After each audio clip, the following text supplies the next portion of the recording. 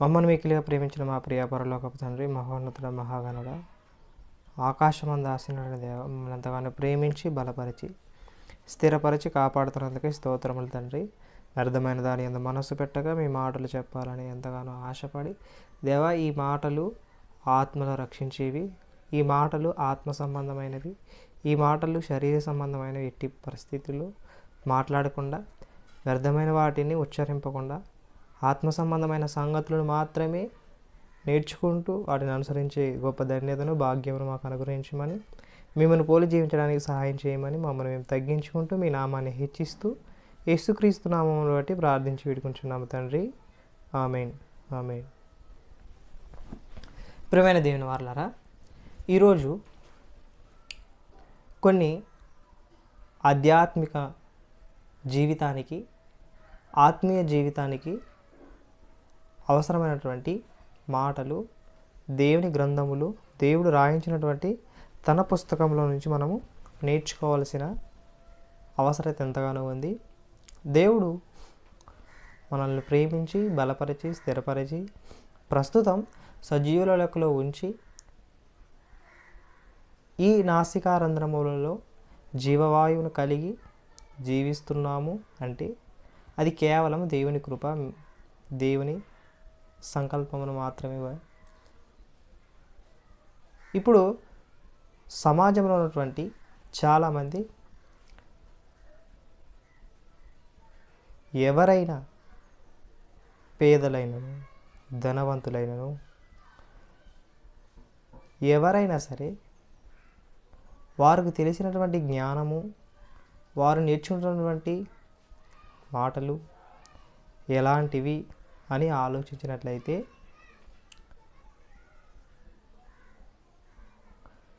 దేవుడు మట్టితో నరుని చేసి ఆ మట్టి బొమ్మలలో తన జీవవాయువును ఊదాడు. ఊదిన తర్వాత నరుడు జీవాత్మాయను అని వ్రాయబడిన ప్రకారం ఇప్పుడు నేర్చుకోవాల్సినటువంటి విషయాలు ఏమిటంటే, పరలోకమందున్న దేవుడు మనల్ని ఎంతగానో ప్రేమించాడు, ప్రేమించి సజీవుల లెక్కలో ఉంచాడు, అందరి బట్టి స్తోత్రములు. అలాగే భూమి మీద ఉన్నటువంటి సమస్త జనులు, సమస్త మానవులు ఏ దృష్టితో, ఏ ఆలోచన భావముతో, ఏ తలంపులతో బ్రతుకుచున్నారంటే, పొద్దున్నే లేచామా, లేచిన తర్వాత అన్నం తిన్నామా, అలాగే దినచర్యకు సంబంధించిన బట్టి పనులు, వీటి మీద ఎక్కువ ఆలోచనలు పెట్టి, అంటే ఏమి తినాలి, ఏమి త్రాగాలి, అలాగే ఏమి ధరించుకోవాలి, ఏ పని చేయాలి, ఏ పని చేసి డబ్బులు సంపాదించుకొని ఈ లోకంలో బ్రతకాలి అని వీటిని గురించి ఎక్కువ ఆలోచిస్తూ ఆ పనుల మీద వాళ్ళు ఉన్నారు. అంటే మనిషికి తెలిసినటువంటి జ్ఞానం ఎలాంటిదంటే, ఇప్పుడు భూమి మీద ఉన్నటువంటి సమస్త జీవరాశులు కూడా కొంతకాలం ఆయుష్కాలాన్ని కలిగి ఉన్నాయి. అలాగే మానవుడు కూడా ఆయుష్కాలాన్ని కలిగి ఉన్నాడు.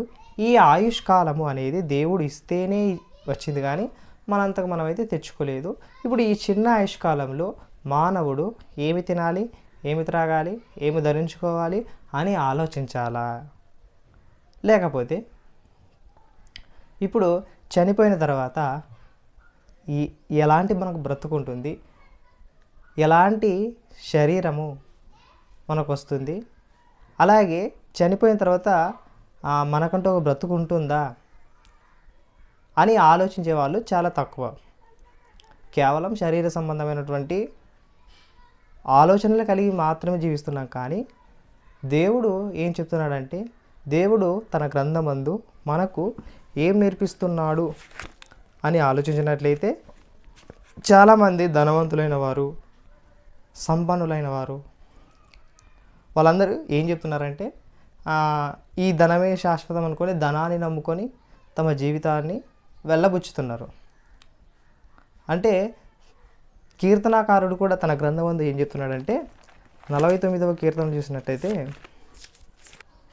ఆ 49వ కీర్తన 11వ వచనం చూసినట్లయితే, 10వ వచనం నుంచి, జ్ఞానులు చనిపోదురు అన్న సంగతి అతనికి కనబడకుండా పోదు, మూర్ఖులను పశుప్రాయులను ఏకముగా నశింతురు, వారు తమ ఆస్తిని ఇతరులకు విడిచిపెట్టుదురు, తమ ఇండ్లు నిరంతరం నిలుచుననియు తమ నివాసములు తరతరములకు ఉండుననియు వారనుకొందురు, తమ భూములకు తమ పేర్లు పెట్టుదురు, ఘనత వహించిన వాడైనను మనుషుడు నిలువజాలుడు, వాడు నశించు మృగములను పోలినవాడు, స్వాతిశయ పూర్ణులకును వారి నోటి మాటను బట్టి వారి అనుసరించి వారికి ఇదే గతి, వారు పాతాళంలో మందగా కూర్చబడుదురు, మరణము వారికి కాపరి అయి ఉండును.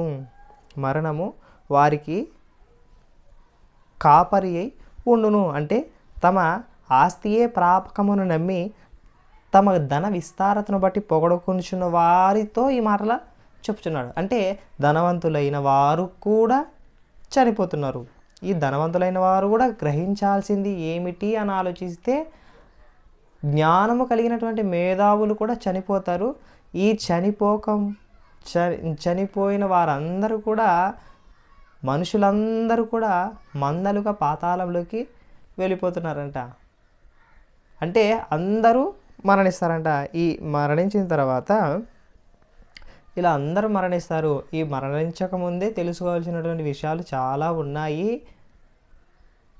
ఎలాంటి ఆలోచనలు కలిగి జీవించాలి, ఎలాంటి తలంపులతో కలిగి జీవించాలి అని ఈ గ్రంథకర్త చెప్తున్నాడు. అంటే శరీర సంబంధమైన ఆలోచనలు మాత్రమే కాకుండా ఆత్మ సంబంధమైనటువంటి ఆలోచనలు కలిగి కూడా జీవించాలి అనేది భక్తుడు చెప్తున్నటువంటి సత్యం. అంటే శరీర సంబంధమైన జ్ఞానాన్ని నేర్చుకుంటున్నటువంటి సామాజికులలో ప్రజలు ఉన్నారు. ఆ శరీర సంబంధమైన జ్ఞానము కొంత మట్టుకే ఉన్ను కానీ ఆత్మ సంబంధమైనటువంటి జ్ఞానము, ఆత్మను కూర్చున్నటువంటి జ్ఞానము మనుషులకు ఎంత మాత్రమూ లేదు. అంటే ఆత్మను దేవుని దగ్గరకు చేర్చేది ఏమిటంటే దేవుడు మనకు అనుగ్రహించినటువంటి జీవవాక్యము. అంటే ఆత్మ నిత్య జీవానికి వెళ్ళాలంటే, తండ్రి అయిన దేవుని దగ్గరికి వెళ్ళాలంటే ఆ ఆత్మకు మన వాక్యం అనే ఆహారాన్ని పెడుతూ ఉన్నప్పుడే ఆత్మ అనేది వృద్ధి చెందుతుంది. విశ్వాసములోను ఆత్మీయతలోను బలము చేకూర్చుకొని తండ్రి అయిన దేవుని యొద్దకు వెళ్ళుటకు సిద్ధముగా ఉన్నట్టు. అలా కాకుండా ఆత్మను గురించినటువంటి జ్ఞానం లేకపోతే శరీర సంబంధమైనటువంటి జ్ఞానమే ఈ జీవితం ఏలుతుంది. ఆత్మను గురించినటువంటి జ్ఞానం మీద ధ్యాస పెడితే చనిపోయిన తర్వాత పరలోకంలో మనకంటూ ఒక బ్రతుకుంది. ఆ బ్రతుకు నిరంతరమైనది, శాశ్వతమైనది, ఎల్లకాలం ఉండేది. అక్కడ తండ్రి అయిన దేవుడు మనకు తోడుగా నీడగా ఉంటాడని బైబిల్ చెప్తున్నటువంటి సత్యం. అంటే ప్రజలలో ఉన్నటువంటి వారందరూ కూడా శరీర సంబంధమైనటువంటి జ్ఞానాన్ని మాత్రమే నేర్చుకుంటున్నారు, శరీర సంబంధమైనటువంటి అవసరాలను మాత్రమే తీర్చుకుంటున్నారు. కానీ ఆత్మ సంబంధమైనటువంటి జ్ఞానము, ఆత్మను కూర్చున్నటువంటి జ్ఞానము మనుషులు నేర్చుకోలేకపోతున్నారు. అంటే ఆత్మను కూర్చున్నటువంటి జ్ఞానం ఎలాంటిదంటే, ఆత్మను కూర్చున్నటువంటి జ్ఞానం చాలా ప్రాముఖ్యమైనది. దాన్ని నేర్చుకోవాల్సినటువంటి బాధ్యత ఎంతగానో అందరికీ ఉంది.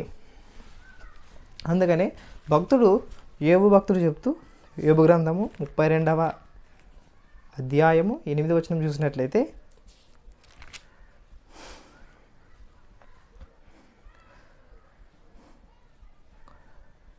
యోబు గ్రంథం 32వ అధ్యాయం 8వ వచనం చూసినట్లయితే, అయినను నరులలో ఆత్మ ఒకటి ఉన్నది.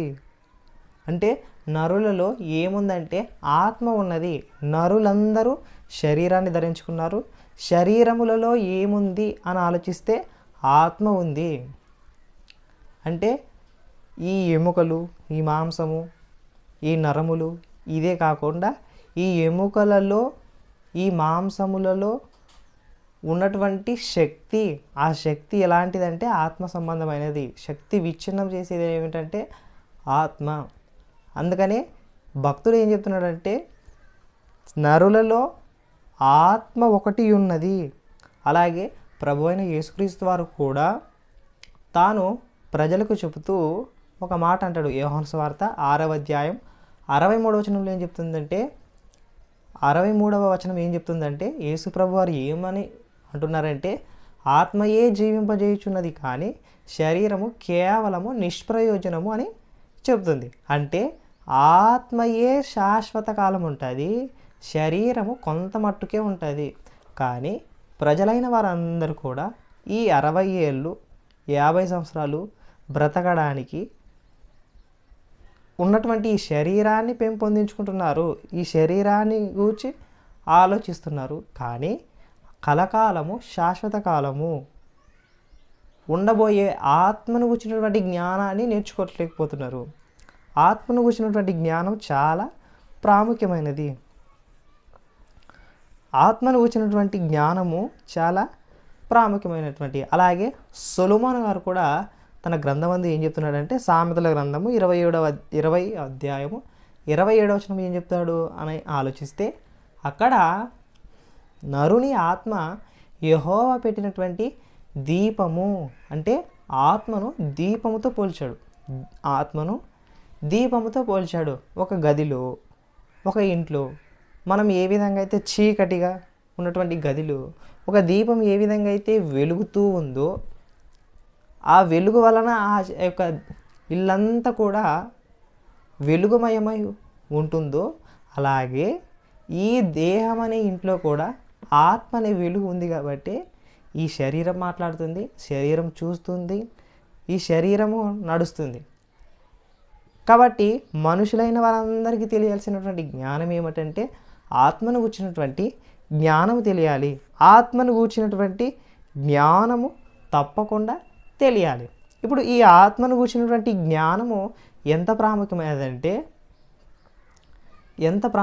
అంటే చాలా ప్రాముఖ్యమైనది. అందుకని యేసుక్రీస్తు వారు ఈ లోకానికి ఎందుకు వచ్చారు అని ఆలోచిస్తే నశించిన దానిని, అంటే నశించి నరకానికి వెళ్ళిపోతున్నటువంటి ఆత్మలను రక్షించుటకు ఈ లోకానికి ప్రభు వచ్చాడు. అంటే ఆత్మ నశించిపోతుంది అంటే మనుషులందరూ కూడా ఆత్మను గూర్చిన జ్ఞానము సంపాదించుకోక శరీర సంబంధమైనటువంటి జ్ఞానాన్ని మాత్రమే నేర్చుకొని ఆత్మ సంబంధమైన దాన్ని కలకాలము జీవించే ఆ యొక్క జ్ఞానాన్ని నేర్చుకోలేకపోతున్నారు, ఆ జ్ఞానాన్ని పొందలేకపోతున్నారు. ఆ జ్ఞానము చాలా ప్రాముఖ్యమైనది. ఆ జ్ఞానము నిత్య జీవానికి తండ్రి అయిన దేవుని దగ్గరకు చేర్చింది. అలాంటి జ్ఞానాన్ని మనుషులు విసర్జిస్తున్నారు. శరీర సంబంధమైన వాటి మీద శ్రద్ధ ఎక్కువ పెట్టి ఆ జ్ఞానాన్ని మాత్రమే పొందుకుంటున్నారు. ఎవరు ఎప్పుడు ఏ క్షణాన్ని మరణిస్తారో ఎవరికైతే తెలియదు. కానీ చనిపోయిన తర్వాత ఈ వ్యక్తి వెళ్ళిపోయాడు అంటున్నారు, కానీ శరీరం అయితే ఇక్కడే ఉంటుంది. వెళ్ళిపోయాడు అని అంటున్నారంటే అస్థి పంజరంలో నుండి ఆత్మ అనే పక్షి ఎగిరిపోయింది కాబట్టే ఈయన వెళ్ళిపోయాడు.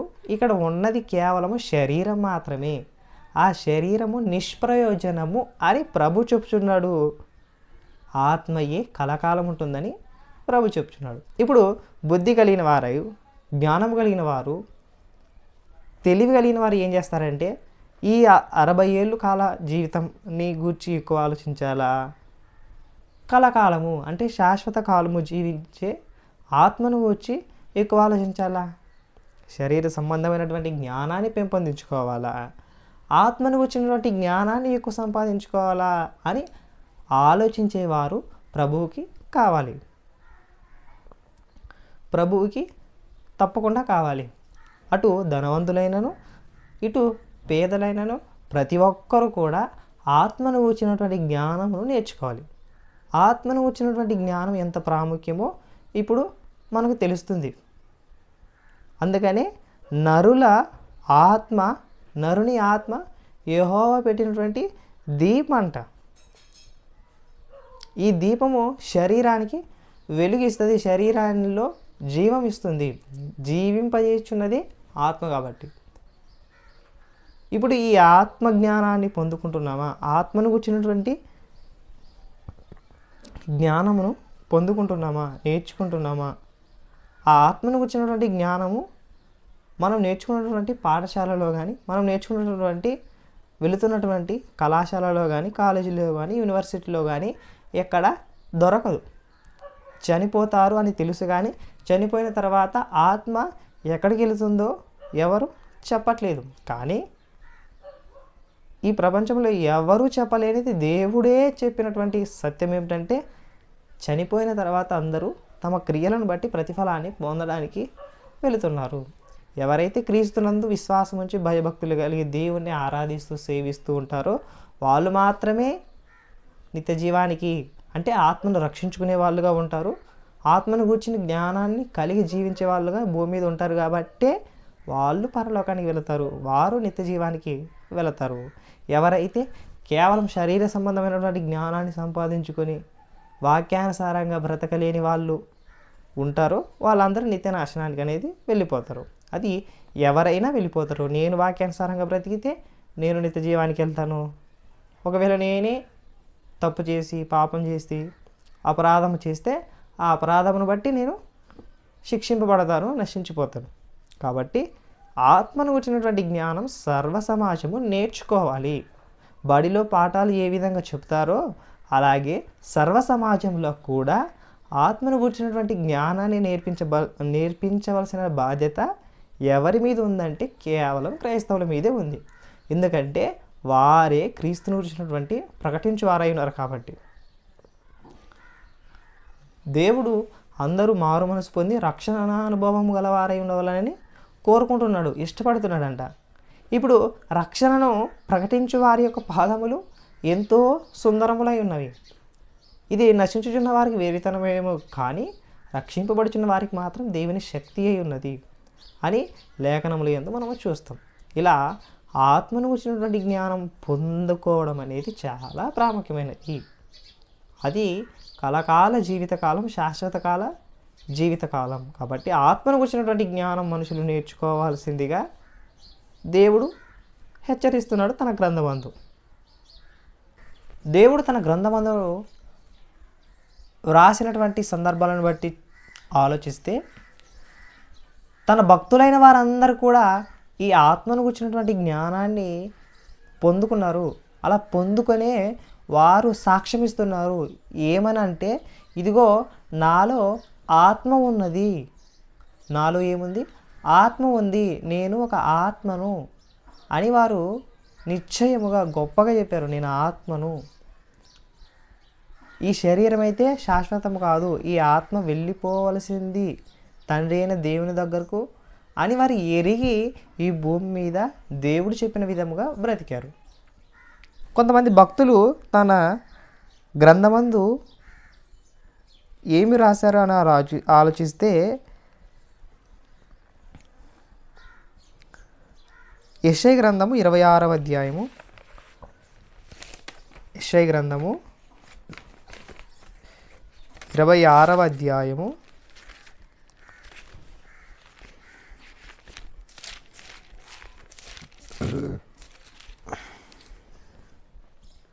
9వ వచనం. 26వ అధ్యాయం 9వ వచనం చూసినట్లయితే, రాత్రివేళ నా ప్రాణం నిన్ను ఆశించుచున్నది, నాలోనున్న ఆత్మ ఆసక్తితో నిన్ను ఆశ్రయించుచున్నది. అంటే భక్తుడైన యెషయా గారు ఏం చెప్తున్నాడంటే, నాలోనున్న ఆత్మ అంటున్నాడు. అంటే నాలో ఏముంది అని ఆలోచిస్తే ఈ అస్థిపంజరములు అంటే ఈ ఎముకల గూడులో ఒక శక్తి ఉంది, ఒక జీవం ఉంది. ఆ జీవం ఏమిటో కాదు, ఆత్మ అంటున్నాడు. అంటే ఆత్మను కూర్చున్నటువంటి జ్ఞానాన్ని పొందుకున్నటువంటి యెషయా గారు తన గ్రంథం అందు ఏం రాస్తున్నాడంటే, నాలోనున్న ఆత్మ అంటున్నాడు. అంటే నాలో ఏముందంటే ఆత్మ ఉంది. ఈ ఆత్మ ఎవరిని ఆశ్రయించుచున్నది అంటే ఆసక్తితో దేవుణ్ణి ఆశ్రయించుచున్నదంట. రాత్రివేళ నా ప్రాణం నిన్ను ఆశించుచున్నది, రాత్రివేళ నా ఆత్మ నిన్ను ఆశించుచున్నది. ఈ ఆత్మ ఎవరిది అని ఆలోచిస్తే దేవుడు తన గ్రంథమందు సెలవిచ్చినట్లు నాసికారంధ్రములలోకి జీవవాయువును వదగా, అంటే మట్టి బొమ్మలోకి జీవవాయువును వదగా నరుడు జీవాత్మాయును. అంటే ఎవరి ఆత్మ ఈ మట్టి బొమ్మలోకి వచ్చిందంటే దేవుని ఆత్మ. అంటే ఈ ఆత్మ కూడా దేవునిది. దేవుడిస్తేనే ఈ ఆత్మ ఈ శరీరంలో జీవిస్తుంది. అంటే భక్తులైన వారందరూ కూడా ఆత్మను గురించినటువంటి జ్ఞానం కలిగి ఉన్నారు. అలాగే ఇంకొక భక్తుని గురించి ఆలోచిస్తే ఇదే ప్రసంగి గారు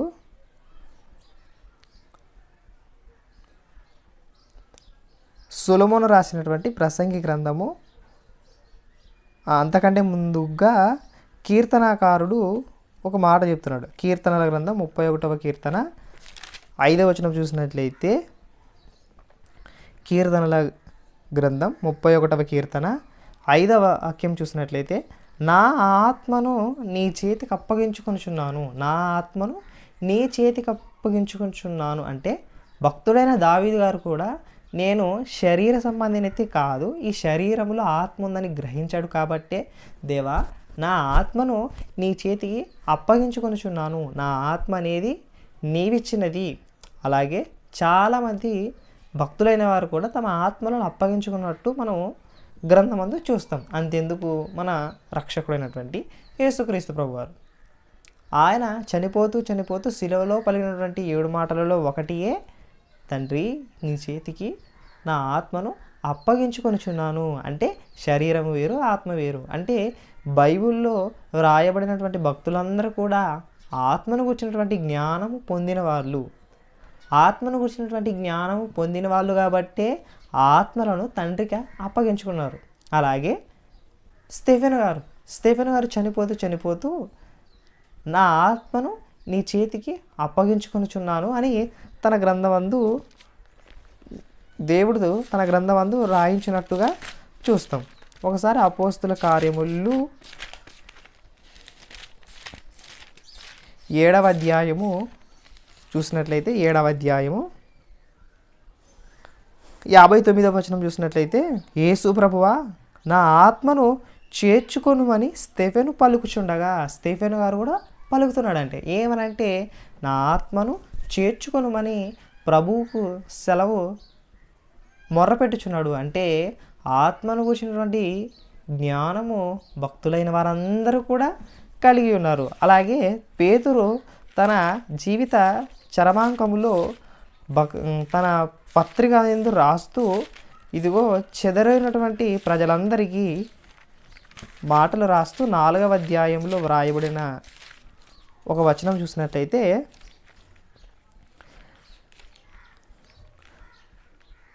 దేశముల యందు చెదరైన వారిలో యాత్రికులకు శుభమని చెప్పి వ్రాస్తున్నాడు.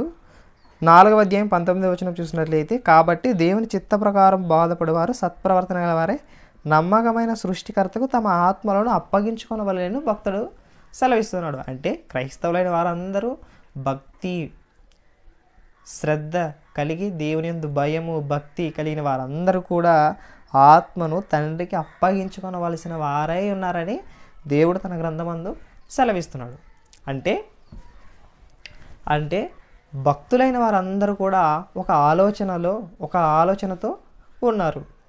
ఏమంటే నేను ఆత్మను, ఆ ఆత్మను కలిగిన నేను, ఈ ఆత్మ అనేది కపటము లేనిదిగా ఉండాలి, నిర్దోషమైనదిగా ఉండాలి, అప్పుడే దేవుని యొద్దకు వెళుతుంది అని ఈ ఆత్మను గురించిన జ్ఞానాన్ని సంపాదించుకుంటూ ఈ లోకంలో బ్రతికారు. కానీ శరీర సంబంధమైన వాటిని విసర్జించారు. శరీర సంబంధమైనటువంటి అపవిత్రతను, శరీర కార్యములు స్పష్టమై ఉన్నవి, నేత్రాశ, జీవపుడంబము, వీటన్నిటిని వాళ్ళు జయించారు. వీటన్నిటిని దూరంగా పారిపోయి పరిశుద్ధతను, పవిత్రతను, యథార్థతను కాపాడుకొని ఆత్మను కూర్చున్నటువంటి జ్ఞానాన్ని పొందుకుంటూ ఆత్మ ఫలాలను వాళ్ళు ఫలించారు. దేవుడు కూడా ఆత్మయై ఉన్నాడని మన గ్రంథమందు చూస్తాం. దేవుడు ఏమై ఉన్నాడంటే దేవుడు ఆత్మ గనుక అని చెప్పినాడు. యోహాను సువార్త 4వ అధ్యాయం 24వ వచనంలో ఉంటుంది. అంటే దేవుడు ఆత్మ గనుక ఆయన ఆరాధించువారు ఆత్మతోనూ సత్యముతోనూ ఆరాధింపవలెను. అంటే దేవుడు తన గ్రంథమందు ఏమి చెప్తున్నాడంటే మనుషులైన వారందరికీ కూడా భూమి మీద బ్రతుకుతున్నటువంటి నాసికారంధ్రములలో ఊపిరి కలిగినటువంటి ప్రతి వ్యక్తి కూడా ఆత్మను గూర్చి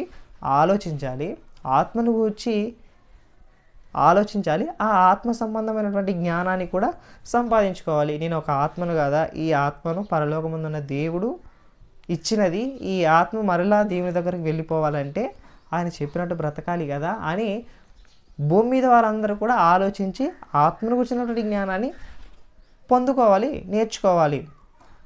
ఇలా భక్తులైన వారందరూ కూడా మేము ఆత్మలము, మేము వెళ్ళిపోవాల్సిన వారమై ఉన్నాము అని ఎరిగి జీవించి దేవుని దృష్టిలో గొప్పగా బ్రతికారు. అలాగే ప్రసంగి గ్రంథకర్త కూడా తన గ్రంథమందు చెప్తూ 3వ అధ్యాయం 21వ వచనం చూసినట్లయితే,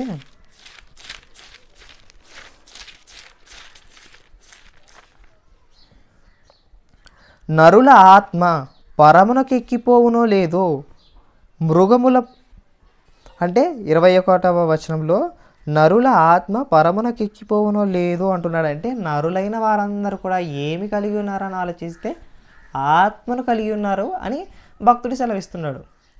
ఎంతో జ్ఞానము పొందినవాడుగా, ఎంతో జ్ఞానం కలిగిన వాడుగా చెప్పుచున్న మాటలు ఇవి. అంటే నరులైన వారందరూ కూడా ఆత్మను కలిగి ఉన్నారు, పరమునకు వెళ్ళవలసిన ఆత్మలుగా ఉన్నారు భూమి మీద ఉన్నటువంటి మనుషులందరూ. అంటే మనిషి అయిన శరీరం కలిగినటువంటి ప్రతి వ్యక్తి కూడా ఆత్మను కలిగిన వ్యక్తిగా ఉన్నాడు. ఈ ఆత్మ పరములో ఉన్నటువంటి దేవుని దగ్గరకు వెళ్ళాలంటే వెళ్ళితేనే ఆత్మ రక్షింపబడినట్లు, లేకపోతే ఆత్మ నశించి నరకానికి వెళ్ళిపోయినట్లు. అందుకని ఆత్మయే జీవింపజేయుచున్నది, శరీరము జీవించట్లేదు, కేవలం నిష్ప్రయోజనము. ఇది మట్టిలో కలిసిపోయే మట్టి. మీరు ఆత్మను గుర్చినటువంటి జ్ఞానాన్ని సంపాదించుకోండి. ఆనాడు యేసుక్రీస్తు వారును అనేకులు అనుసరిస్తున్నారు, వెంబడిస్తున్నారు. తన ప్రజలైన వారందరితో చెబుతూ, మీరు క్షయమైన వాటి కోసం, క్షయమైన దానికోసం మీరు ప్రయాసపడకండి, అక్షయమైన దాని కొరకు ప్రయాసపడండి అని తన గ్రంథమందు చెప్తాడు. ఒకసారి యోహాను సువార్త 6వ అధ్యాయం 27వ వచనంలో చూసినట్లయితే, క్షయమైన ఆహారము కొరకు కష్టపడుడు కానీ నిత్య జీవము కలుగజేయు అక్షయమైన ఆహారము కొరకే కష్టపడుడి. అంటే నిత్య జీవానికి వెళ్ళాల్సినటువంటి ఆ ఆత్మ సంబంధమైనటువంటి జ్ఞానాన్ని మాత్రమే నేర్చుకోండి. ఆ ఆత్మకు సంబంధించినటువంటి ఆహారాన్ని మాత్రమే సంపాదించుకోండి. క్షయమైన దానికోసము ఈ శరీరము క్షయమైపోతుంది. ఈ క్షయమైనటువంటి దేహము కోసం మీరు ప్రయాసపడకండి.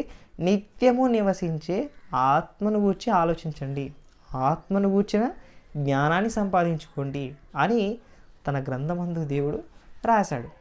ఇలా ప్రతి వ్యక్తి కూడా, ప్రతి మానవుడు కూడా ఏం నేర్చుకోవాలంటే ఆత్మను గురించినటువంటి జ్ఞానమును కలిగి జీవించాలి. ఆ ఆత్మ సంబంధమైనటువంటి జ్ఞానమును కూడా నేర్చుకుంటూ ఈ బ్రతుకును కొనసాగించవలసిన వారై ఉన్నారు మానవులందరూ. ఇలా దేవుడు తన మహాకృపను బట్టి మనమంతా ఒకప్పుడు అపరాధముల చేతను, పాపముల చేతను చచ్చి పడి ఉన్న స్థితిలో ఉన్నాము. మనకు దేవుడు తన మహాకృపను దయచేశాడు. దయచేసి దేవుడు తన మాటల ద్వారా, తన వాక్యం ద్వారా మనల్ని ఆకర్షించి మనల్ని తన చెంతగా చేర్చుకోవలసిన వాడై ఉన్నాడు. ఇప్పుడు తన మహాకృపనే చూపాడు. అంటే ఆత్మ అనేది నశించిపోకూడదు, ఆత్మ అనేది నిత్య నాశనానికి వెళ్ళకూడదనేదే దేవుని యొక్క కోరిక. అంటే బైబిల్లో ఉన్నటువంటి ఒక సందర్భాన్ని గురించి ఆలోచిస్తే, లూకాసు వార్తలో రాయబడిన సందర్భాన్ని బట్టి ఆలోచిస్తే, ఇక్కడ ధనవంతుడు, లాజరు అని ఇద్దరు వ్యక్తులు గలరు. వాళ్ళు మరణించి ఈ లోకాన్ని విడిచిపెట్టి వెళ్ళిపోయారు. ఇప్పుడు ఇక్కడ ఏం చెప్తున్నాడంటే, పాతాళములో బాధపడుచుండెను. అప్పుడు అతడు పాతాళంలో బాధపడుచు కన్నులెత్తి దూరం నుండి అబ్రహామును అతని రొమ్మున ఆనుకొని ఉన్న లాజరును చూచి, తండ్రివైన అబ్రహామా, నా యందు కనికరపడి తన వ్రేలి కొనను నీళ్ళలో ముంచి నా నాలుకను చల్లార్చుటకు లాజరును పంపుము, నేను ఈ అగ్నిజ్వాలలో యాతన పడుచున్నానని కేకలు వేసి చెప్పెను. అంటే లూకాసు వార్త 16:19 నుంచి ఉన్నటువంటి సందర్భాన్ని గురించి ఆలోచిస్తే, ఇక్కడ ధనవంతుడైన వ్యక్తి ఆత్మను రక్షించుకోలేకపోయాడు అన్నది వాస్తవం. భూమి మీద ఉండగా తనకు ఇష్టం వచ్చినట్టు బ్రతికాడు, సుఖము అనుభవించాడంట. కానీ లాజరు అనే వ్యక్తి కష్టం అనుభవించి ఆ కష్టంలో కూడా దేవుని యందు భయమును భక్తిని కలిగి విశ్వాసం ఉంచి బ్రతికాడు ఈ లోకంలో. ధనవంతుడైన వ్యక్తి ఏం చేశాడు అంటే లోకములో ఇష్టానుసారంగా శరీర సంబంధమైనటువంటి ఆలోచనలు కలిగి కొంత మట్టుకు బ్రతికే ఈ జీవిత కాలంలో శరీర సంబంధమైన వాటి మీదే శ్రద్ధ పెట్టాడు. కానీ ఆత్మను కూర్చున్నటువంటి జ్ఞానాన్ని సంపాదించుకోలేకపోయాడు. ఆత్మను కూర్చున్నటువంటి ఆత్మ సంబంధమైనటువంటి ఆలోచనలు కలిగి జీవించలేకపోయాడు. మరలా తండ్రివైన అబ్రహాము అంటున్నాడంటే అబ్రహాము విశ్వాసులకు తండ్రి అని అందరికీ తెలుసు. అంటే ఆ వ్యక్తి కూడా అబ్రహాము గురించి తెలుసుకున్నాడు. కానీ ఆ యొక్క మారు మనస్సు ఆత్మను కూర్చున్నటువంటి జ్ఞానమును సంపాదించుకోలేక దేవుని యందు భయభక్తులు కలిగి జీవించలేకపోయాడనేది ఇక్కడ చెప్తున్నటువంటి సత్యం. అంటే ధనవంతుడైన వ్యక్తి ఆత్మను కూర్చున్నటువంటి జ్ఞానాన్ని సంపాదించుకోలేదు, నిత్య నాశనానికి వెళ్ళి ఇక్కడ పాతాళమందు బాధపడుచున్నాడు. అంటే ఇప్పుడు మనకు ఈ లేఖనముల ద్వారా దేవుడు మనతో ఏం మాట్లాడుతున్నాడంటే మీరు ఆత్మను కూర్చున్నటువంటి జ్ఞానాన్ని సంపాదించుకోవాలి. ఆ ఆత్మను కూర్చున్నటువంటి జ్ఞానము సంపాదించుకొని నా యొద్దకు చేరవలసిన వారై ఉన్నారని ఎరిగి లోకములో భయముతోనూ భక్తితోనూ విధేయతతోనూ ఎంతో శ్రద్ధ కలిగి బ్రతకవలసిన వారై ఉన్నారని దేవుడు తన గ్రంథమందు సెలవిస్తున్నాడు. ఇలా భక్తులైన వారందరూ దేవుని ఆనుకొని దేవుని మీద మనసు పెట్టి దేవుని కొరకే వాళ్ళు బ్రతికారు. కానీ శరీర సంబంధమైనటువంటి ఆలోచనలను కలిగి మాత్రము జీవించలేదు. కొంత మట్టుకు మాత్రమే మనం బ్రతుకుదాము, నిత్యము జీవించడానికి మనం వెళ్ళిపోతున్నాము. అది దేవుని దగ్గర అయితే సంతోషం, దేవుని దగ్గర కాకపోతే ధనవంతుని వలె నిత్య నాశనములో పాతాళమందు బాధపడుచూ ఉంటాం. అలా కాకుండా నరులైన వారందరూ కూడా పరమున ఉన్నటువంటి జీవ మార్గములో నడుచుకుంటూ ఆత్మలను రక్షించుకొనవలసిన వారై ఉన్నారు. ఇదే సామెతల గ్రంథములో భక్తుడు తన మాటలు ఏమని చెప్తున్నాడంటే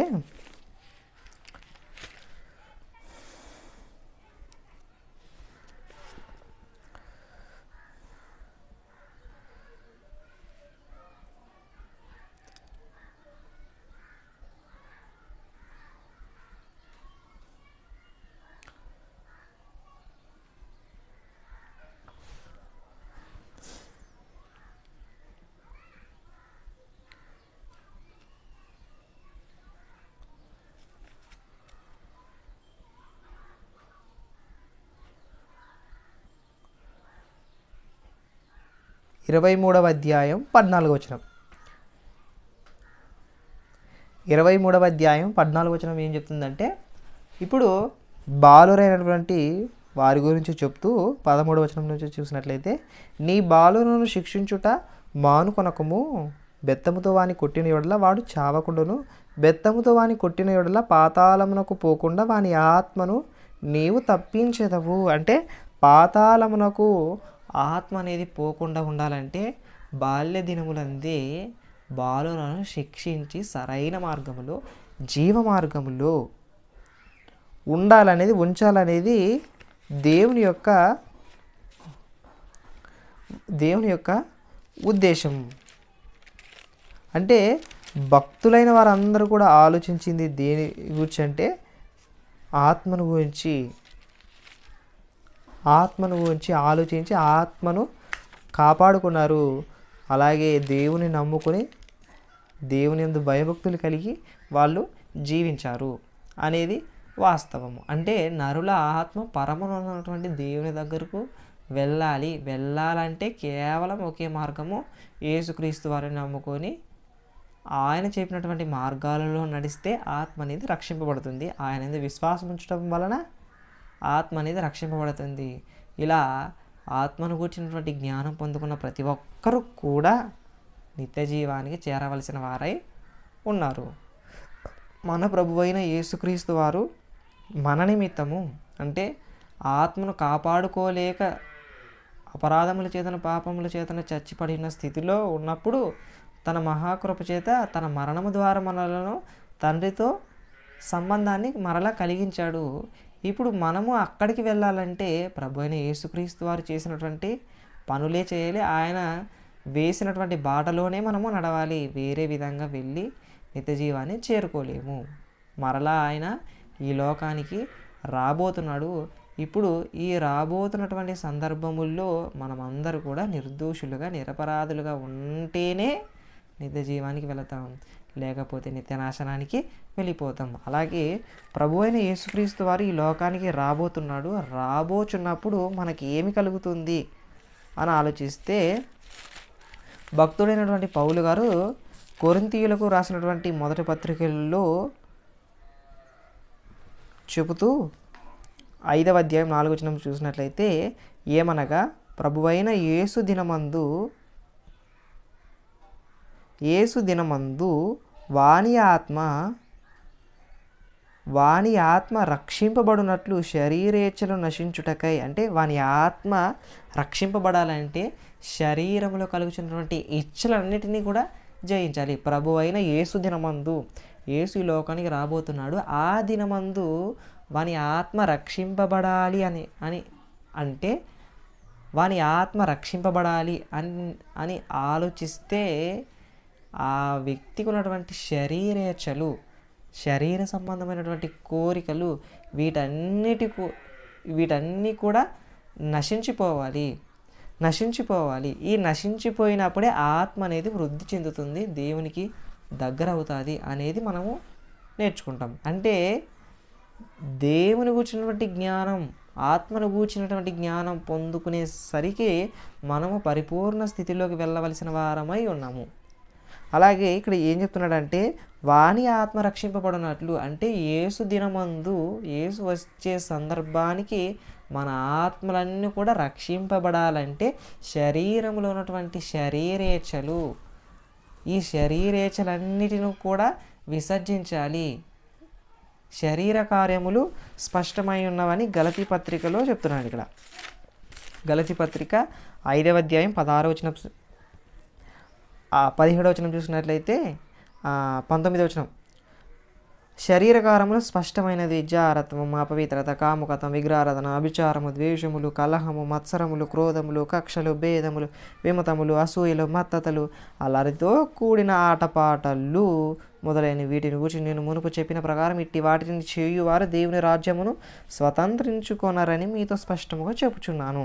అంటే దేవుని రాజ్యము, దేవుడి లోకాన్ని, దేవుడు ఆత్మ కనుక ఆ ఆత్మ అయిన దేవుని దగ్గరికి వెళ్ళాలంటే ఈ శరీర కార్యములు, శరీరేచ్ఛలు, శరీర కోరికలు వీటన్నిటిని కూడా విసర్జించాలి, వాటిని విడిచిపెట్టాలి. వాటి జోలికి వెళ్ళకుండా మనం ఏం చేయాలంటే ఆత్మానుసారంగా ఆత్మానుసారంగా నడుచుకున్నప్పుడు మాత్రమే మనము శరీరేచ్ఛను నెరవేర్చము. ఎలా అంటే 5వ అధ్యాయంలోనే 16వ వచనం చూసినట్లయితే, నేను చెప్పున్నది ఏమనగా ఆత్మానుసారముగా నడుచుకొనుడి, అప్పుడు మీరు శరీరేచ్ఛను నెరవేర్చరు. శరీరేచ్ఛను నెరవేర్చకుండా ఉండాలంటే మనం ఆత్మానుసారంగా నడుచుకోవాలి. ఆత్మానుసారంగా నడుచుకోవడం అంటే దేవుని యందు భయము, భక్తి, పరిశుద్ధత, పవిత్రత, ఇతరులను ప్రేమించడము అని చెబుతూ ఇక్కడే చెప్తున్నాడు అన్నీ. 5వ అధ్యాయం 22వ వచనం, ఆత్మఫలమేమనగా ప్రేమ, సంతోషం, సమాధానం, దీర్ఘశాంతం, దయాలత్వం, మంచితనం, విశ్వాసం, సాత్వికం, ఆశా నిగ్రహం, ఇట్టి వాటికి విరోధమైన నియమేమీ లేదు. క్రీస్తు యేసు సంబంధులు, క్రీస్తు నమ్ముకున్న వారందరూ, ఆత్మను కూర్చున్నటువంటి జ్ఞానం నేర్చుకుంటున్న వారందరూ కూడా ఏం చేయాలంట? శరీరమును దాని ఇచ్ఛలతోనూ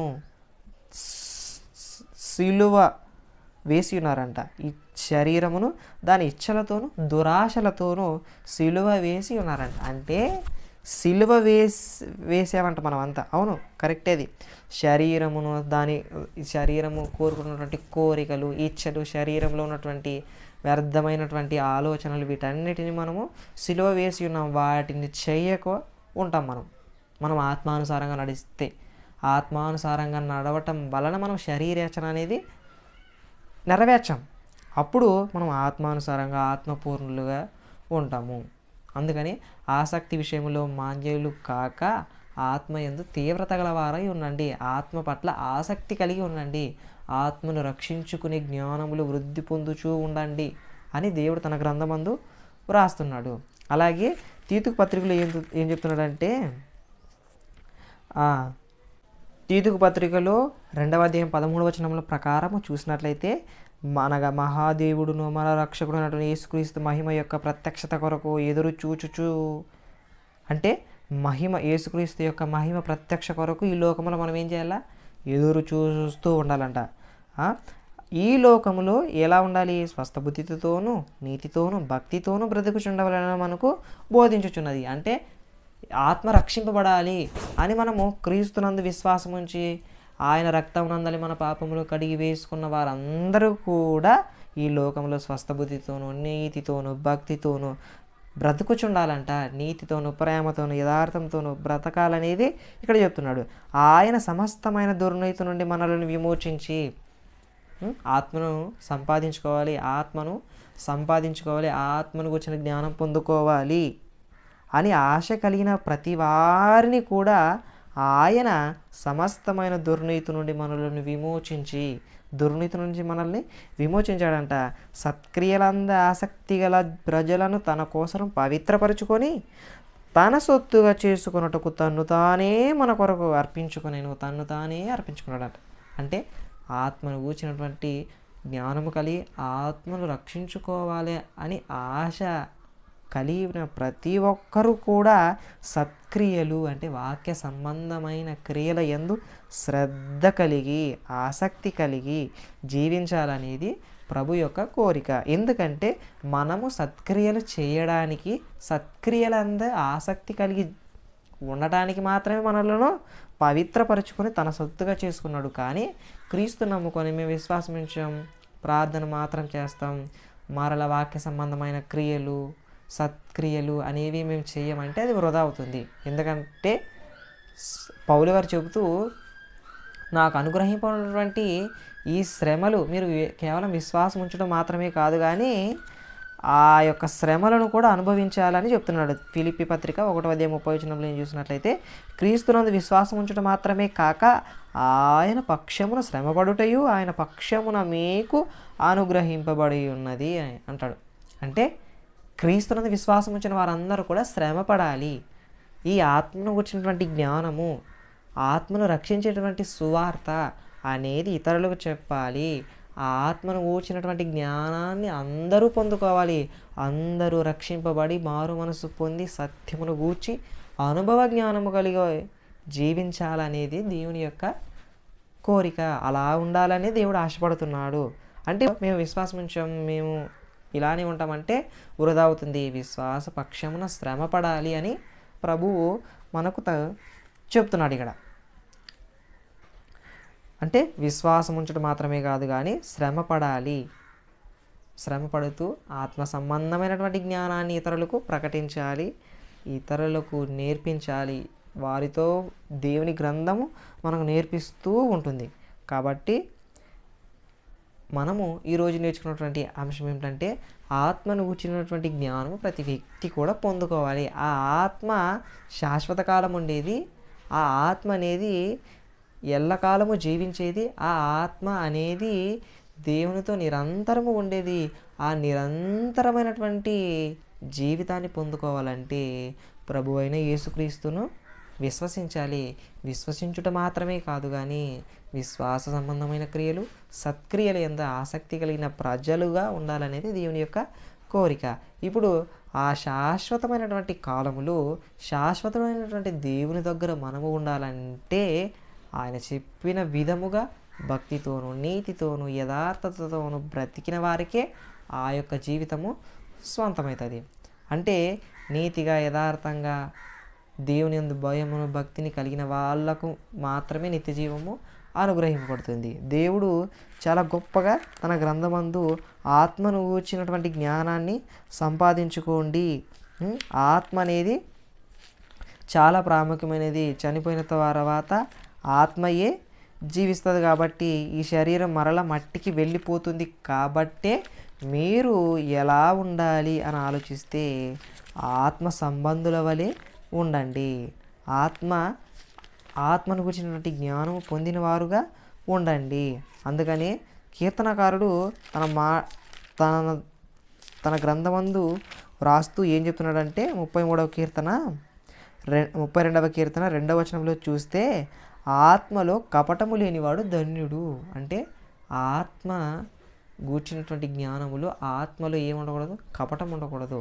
ఇలా శరీర క్రియలు శరీరేచలు అన్నిటిని విసర్జించి సత్క్రియలందు ఆసక్తి గల ప్రజలుగా ఉండాలనేది దేవుని యొక్క కోరిక.